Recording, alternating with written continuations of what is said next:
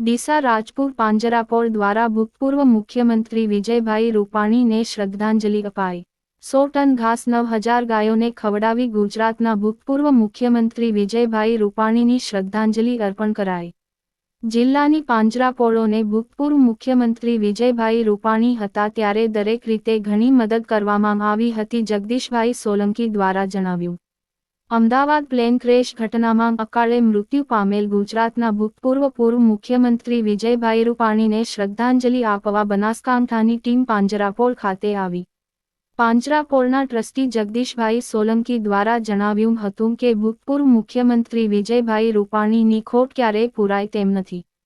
પાંજરાપોળના trustee તરીકે સેવા આપતા ધર્મેન્દ્રભાઈ ફોફાણીએ જણાવ્યું હતું કે જ્યારે ગુજરાતના સીએમ વિજયભાઈ રૂપાણી હતા ત્યારે ગૌ માતાની બહુ જ ચિંતા કરી છે।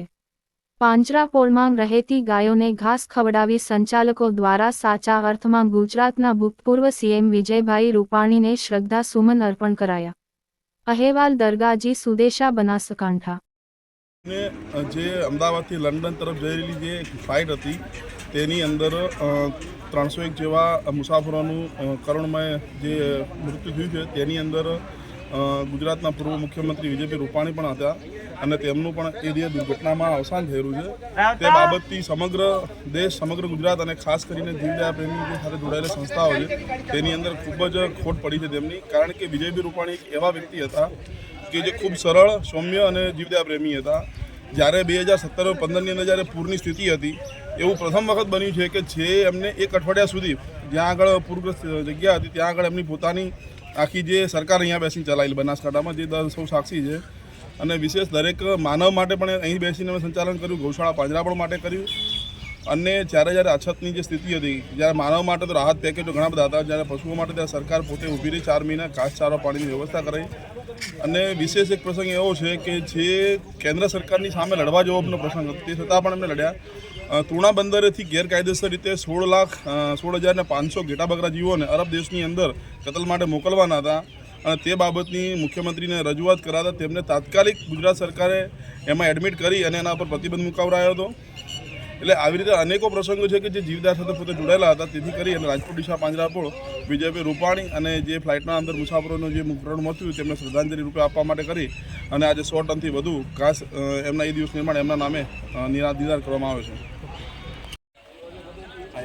આપણા સ્વર્ગીય માનનીય મુખ્યમંત્રી ભૂતપૂર્વ મુખ્યમંત્રી શ્રી વિજયભાઈ રૂપાણી અને અન્ય અનેક લોકો અમદાવાદની પ્લેન દુર્ઘટનામાં નિધન પામ્યા છે।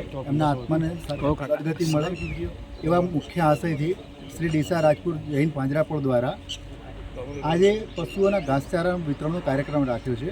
આજે લગભગ 100 ટનથી વધારે ઘાસચારો, લીલો ઘાસચારો પશુઓને નિર્માણ કરવામાં આવશે। માનનીય ભૂતપૂર્વ મુખ્યમંત્રી શ્રી વિજયભાઈ રૂપાણીનો આ સંસ્થા ઉપર અને જીવદયાના કામોમાં ઘણો ઉપકાર રહ્યો છે। વિજયભાઈ રૂપાણીએ તેમના કાર્યકાળ દરમિયાન મનુષ્યો પ્રત્યે તો સંવેદના હતી જ, પણ અબોલ જીવો પ્રત્યે પણ ખૂબ જ સંવેદના રાખેલી। ગૌ હત્યા અટકાવવાના કાયદામાં ગૌ હત્યા કરનારને આજીવન કેદની સજા અને ગાયોનું ટ્રાન્સપોર્ટેશન કરનારને 10 વર્ષની સજાની જોગવાઈ કરેલી। ગૌ હત્યા અથવા ગૌના ટ્રાન્સપોર્ટેશનમાં જે વાહન સંકળાયેલા હોય એ ગુનામાં પકડાયેલા વાહન કોર્ટ પણ ના છોડી શકે અને એની હરાજી કરી સરકારમાં પૈસા જમા કરાવવાનો એ કાયદામાં સુધારો કરેલો। આના સિવાય તુણા બંદરથી વિદેશમાં લાખો જીવોની હત્યા કરવા માટે એક્સપોર્ટ થવાનું હતું, એ અટકાવવામાં પણ એમણે ખૂબ જ અગત્યનો ફાળો આપેલો।